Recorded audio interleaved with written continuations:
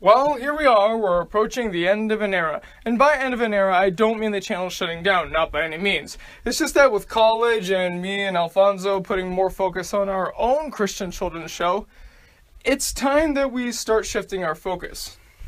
Although this channel will still be fully operational, it's just that TV Talks will go on a bit of a hiatus and stuff, and will appear every so often, just like The Simpsons stuff. Specifically, Live and Reloaded will not be once a month from here on out. It will be about 4 or 5 episodes per calendar year, which is more than you would get in a regular VeggieTales series, especially now. I don't even think it's still going. The only one that will be unaffected is VeggieTales Abridged, mostly because that has such an infrequent, sporadic schedule anyways. And the next 3 scripts are being penned, and episode 11 should be the next episode that's coming out because we're finally getting it done. And yes, I'm going to talk about that video. I'm going to talk about what happened with that, because it's a really interesting story, what happened with episode 11. But now it's time to talk about my favorite episodes of that show, favorite episodes of TV Talks, and just overall videos that I made on this channel. Because it's time to look back, now that we're kind of here at a new era in a sense, it's time to look back on all, like, 300 that I made, and evaluate which ones are my favorites, except for Live and Reloaded, for one reason. Alfonso and I are currently working on our every episode of Live and Reloaded so far ranked. And if we talked about any Live and Reloaded episodes on here, it'd kind of give away the surprise. Toledo surprise! That's the only hint I'll give you. So, here are my favorite videos on this channel, excluding Live and Reloaded. So, first let's talk about VeggieTales Abridged. For the first couple episodes, it was pretty cringy. I mean, the scripts were decent, it's just that I was a terrible editor. I was atrocious. Episodes 4 and 5 were alright for me. I mean, I know people still love those ones, but, you know, the editing job wasn't the best, but it was getting better. Episode 6, when Whoop Do Crafter came on, that's where things started getting really good. Not just because of the editing, although the editing was amazing, far better than I could do, and I have Sony Vegas. Just that I don't really know how to use it very well. But all the randomness and the guest star and the acting and the line delivery, it just felt everything fell perfectly into place and really could show what the show would become. Because it did take off in this direction. This and episode 7 were the huge turning points for the show, I think. And episode 7 had the same good things about episodes, like episode 6, Yummy Grapes. Toilet Ruined the Winter Solstice Festival had amazing guest stars, great running jokes, really well done editing, and some of the most quotable lines I think the show has had. You know them all. Stuff like, and that's the true meaning of blank. More, I'm hiding from the cops, don't tell them I'm here. I am the president of the United States of La La Land, that sort of stuff. Those 2 episodes, I think, really showed everyone what this show could be. And I think it really helped escalate and really gain more popularity. Episode 10, Help Wanted, was a kind of cursed episode because, well, as we all know, episode 11, which the name escapes me right now, but I'll have to look at it. Oh yeah, the original episode was Star Bleck, but I'm going to change the title to The Cursed Episode. That's probably what's going to be referencing this whole fiasco. And I am going to make a video talking about what happened in episode 11, because that's a really interesting story, actually. But I can't tell it all here, it'd distract too much. Episode 10 was the most random episode, I think. And it made so many people laugh out loud. But even that one was overshadowed by, in my opinion, the best VeggieTales Abridged episode ever. Episode 12, Willy Wonka and the 3 Clever Boys. Yes, episodes 6 and 7 were the big turning points, and I think they were really well done. Episode 10 was a huge hilarity, just full of nonsense, and it was amazing, but episode 12 was hysterical. Now, I made this episode thinking it was actually one of the weaker ones when I recorded and wrote it, and I just felt that it was just kind of an okay one, that it was just kind of filler. But then when I got some feedback from our guest star and stuff, actually, both of them, because both Laura and George were there. I forgot, there was 2 of them. Which, by the way, Laura's was first time on the show, and not the last. She'll be back.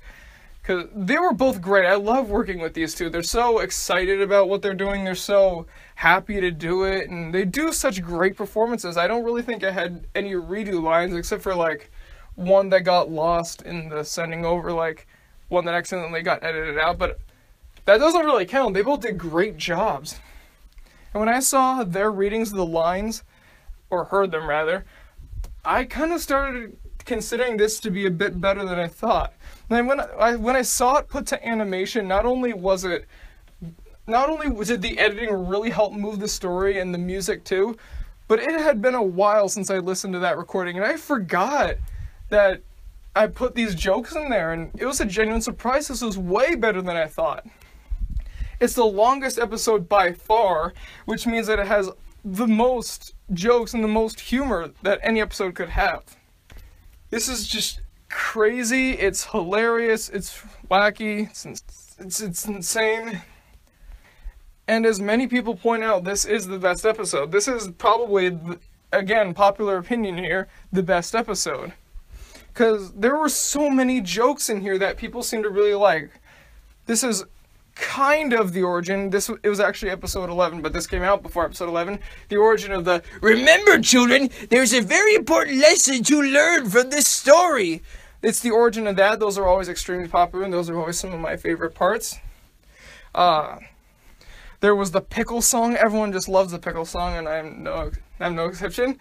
Mr. Nezzer thinking he's all these different people, but my favorite part in any VeggieTales Abridged episode, and I keep trying to I don't know, not exactly recreate it, but do stuff like this, because I loved this joke so much, even at the time, when I thought this episode was just kind of mediocre, before, it all got put together.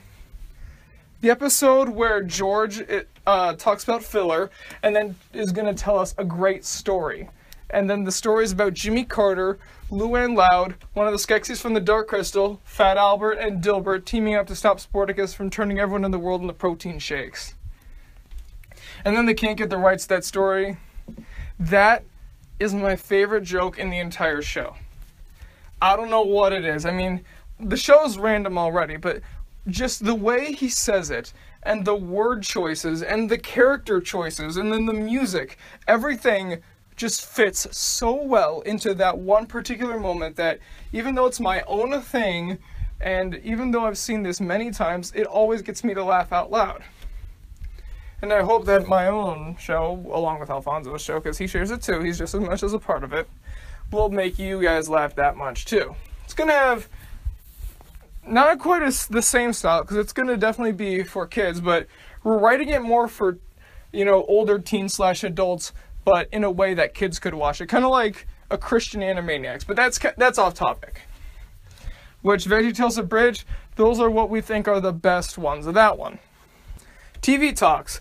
I really like the Thumb Wrestling Federation one. That was the second episode, but, I kind of watched that show a bit back then, and even though I was probably a little old for it, but, it was kind of a guilty pleasure, and revisiting all that just kind of brought back some memories. I was in, 6th grade when it came out? And, it actually had a lot of potential. Looking back and just analyzing all the missteps they took, even from the beginning, that they could have really made it something big. It could have been like the good version of the Steve Odekirk thumb stuff. The first 3 seasons were still good. I stand by that. I'll still revisit them here and there, just randomly. But even in the first couple seasons, there were plot missteps that they completely missed out on. Like having Evil Ira go to the championship. Or, having a different winner for season 4. And of course, never having Vinny Victor and Senator Skull fight. Really, what's up with that? But I was even amazed at the time just how in-depth I went into the show, especially very close to one of my Willy Wonka rehearsals. But yeah, I was really surprised at just how in-depth I could get. You know what other TV talk I really like? Speaking of in-depth, the Total Drama one. That was pretty recent, but it's the longest TV talk by far. It goes on for an hour describing in-depth what works and doesn't work about each season. And as we've noticed, there's been a pattern with going up, down, kind of. And of course, as we all know, All Stars was terrible. But that's these ones are really easy to talk about why that they were much better than the others, just because I went into more detail and I really knew what I was talking about. Kind of like with the Bible Man video, which is an honorable mention for here. it only misses this because it gets repetitive at the end, as I even admit, because the Power Source ones have the same problems. So it's kind of hard to vary it up. I also would put in the honorable mentions the Nicktoons Network one, because it just kind of brings back memories whenever I think about that. And it is one of them that I'll kind of rewatch the most, because it does bring back a lot of memories. I love Nicktoons Network. But there are two more TV talks that I just admire above all others, and spoiler alert, it's not the Simpsons ones. I mean, I love those. It's just, these two, I think, were some of the best, like right up there with the Total Drama one. First was the Animaniacs one.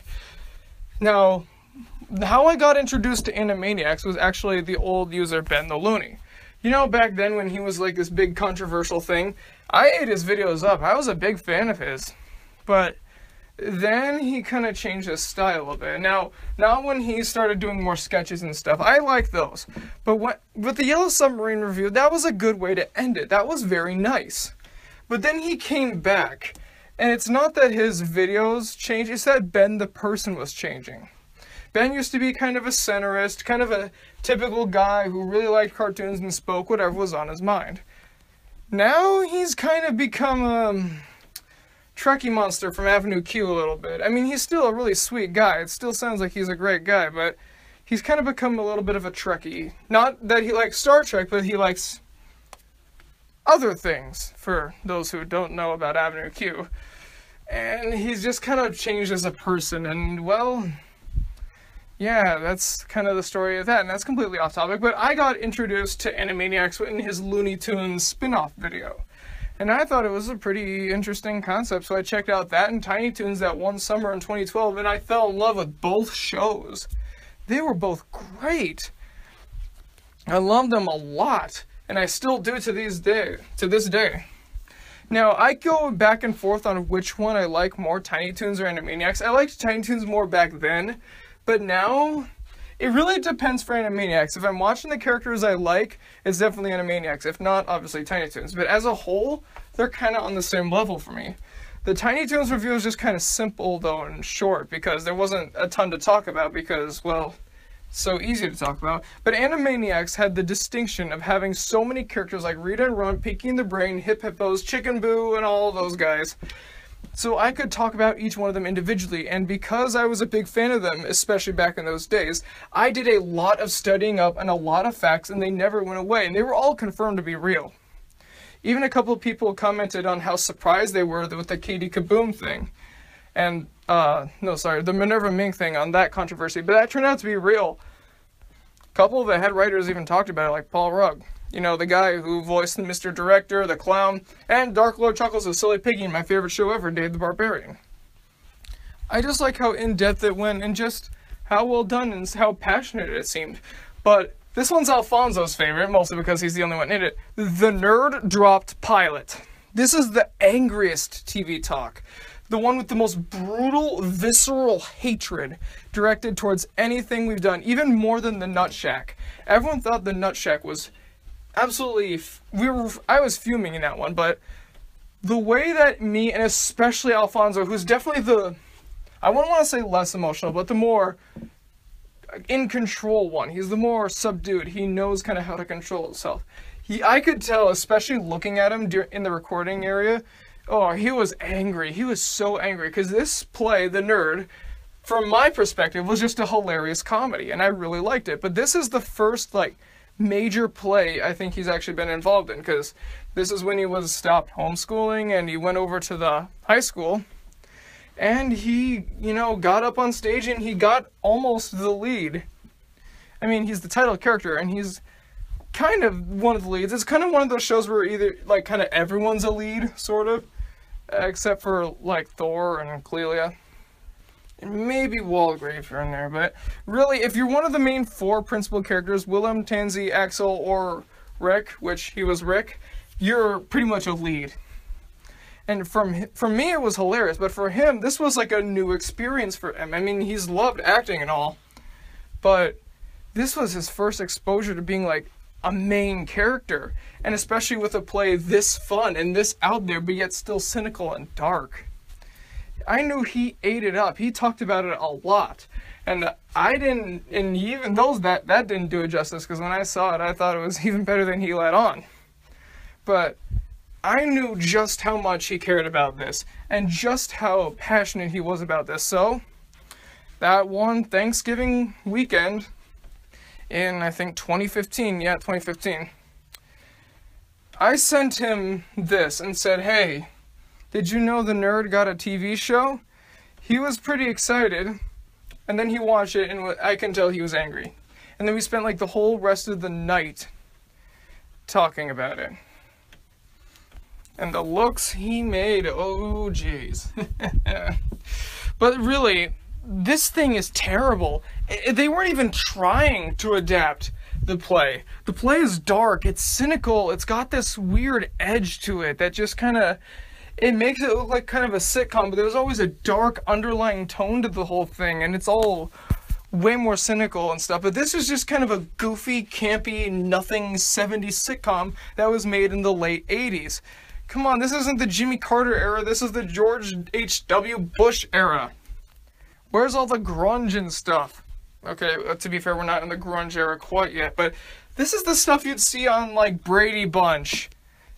Not something you'd see in the play. And it's just embarrassing. Key characters are removed, which makes the whole twist either nonsensical or just probably not even included. The casting is all wrong, specifically with the title character. It matches nothing with the source material. Just watch that video if you really want to see me, and especially Alfonso, get angry at the whole thing. Because, yeah, that happens. So now more videos that I really like. These are kind of my top 3 favorite videos overall. Those all back there were great, yeah. But these 3 are probably my favorites overall. Actually, I'd probably put the Willy Wonka and the Clever Boys at number 3. So let's make this a top 4. So, in no particular order, except for maybe one. First of all, the number in this 4 of Willy Wonka and the Clever Boys. That was hilarious. And then now another spot. Actually, I'm sorry to do this. I just remembered another one. So now it's 5. Okay, so the first Mr. Lunt and Mr. Nezzer food special. Oh, man, that was great.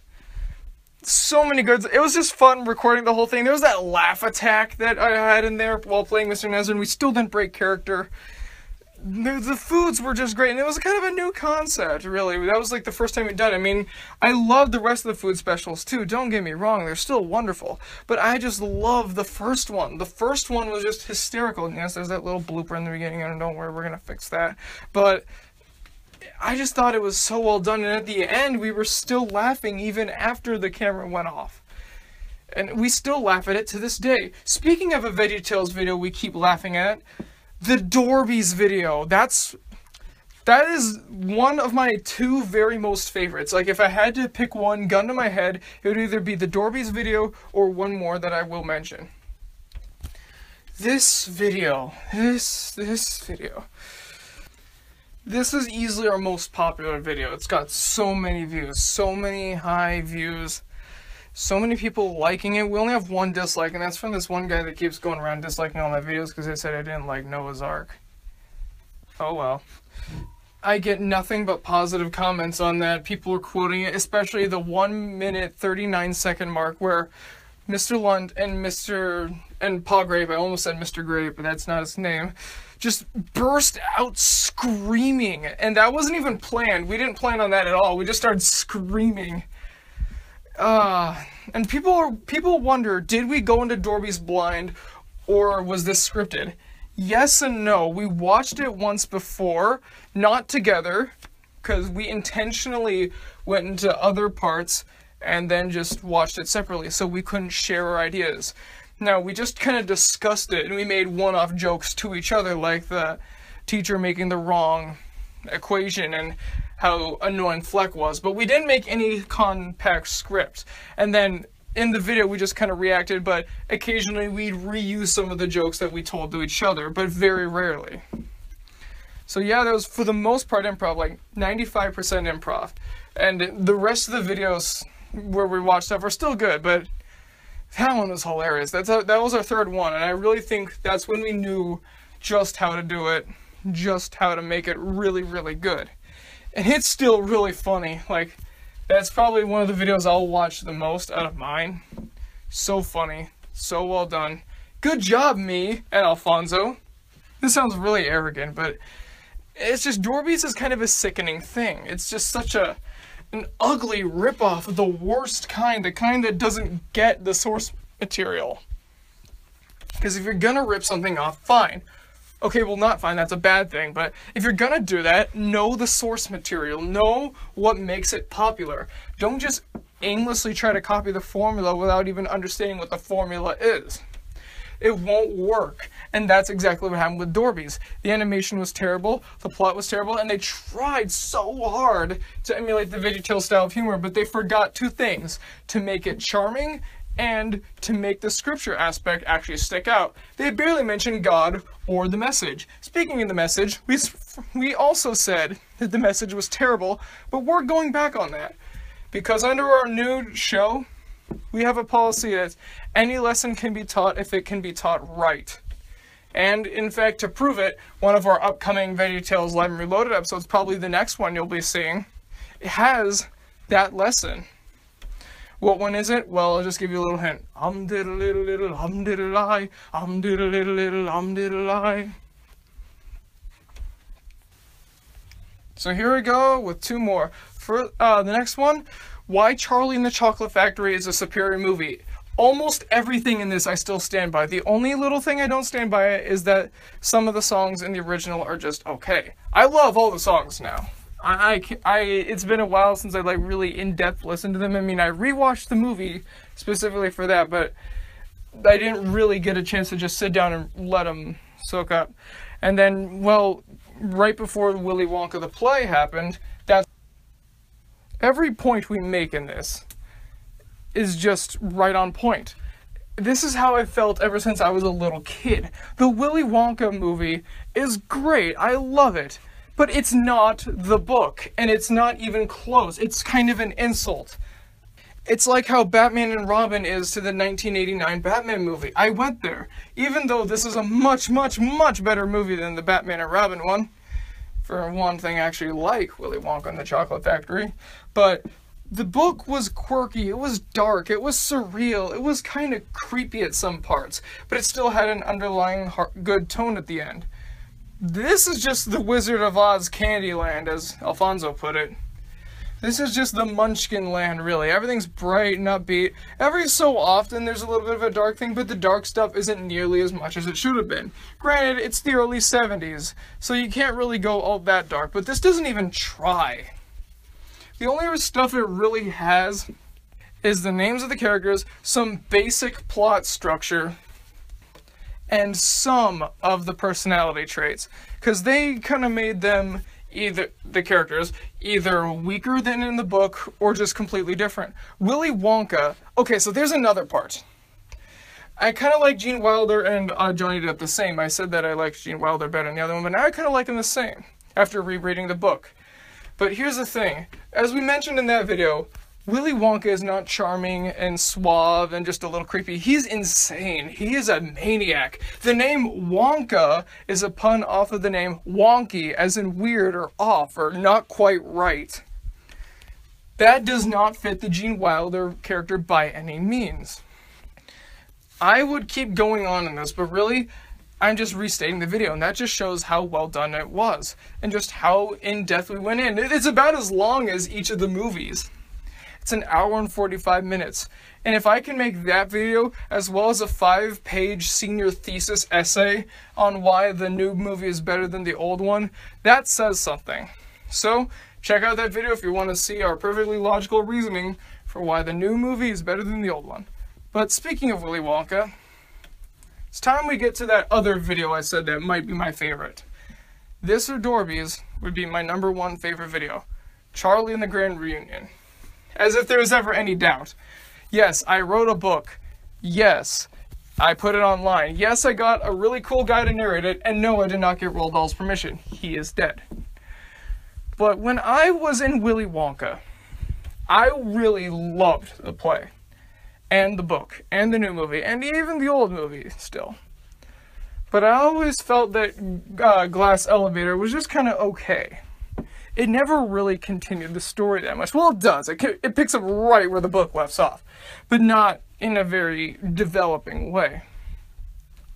Ever since, saying that we should write something about that, but we never did. I did. He just proofread it.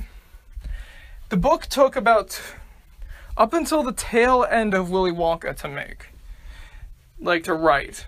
I think I finished it closing day, which was a very hard day if you saw that video.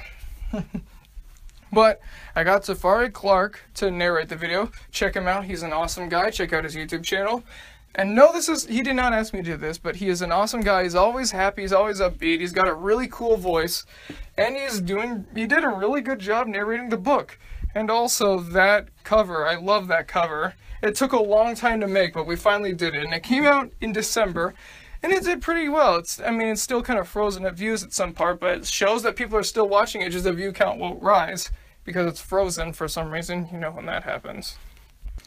But this was the video I've worked the hardest on. This is the one that I crafted with the most care. I really put my heart and soul into this. That's one of the reasons why I like it so much, is it had so much love and care dedicated to it. So much time, so much effort, so much community and coming together to help make this vision a reality, because Roald Dahl always wanted to do something like this.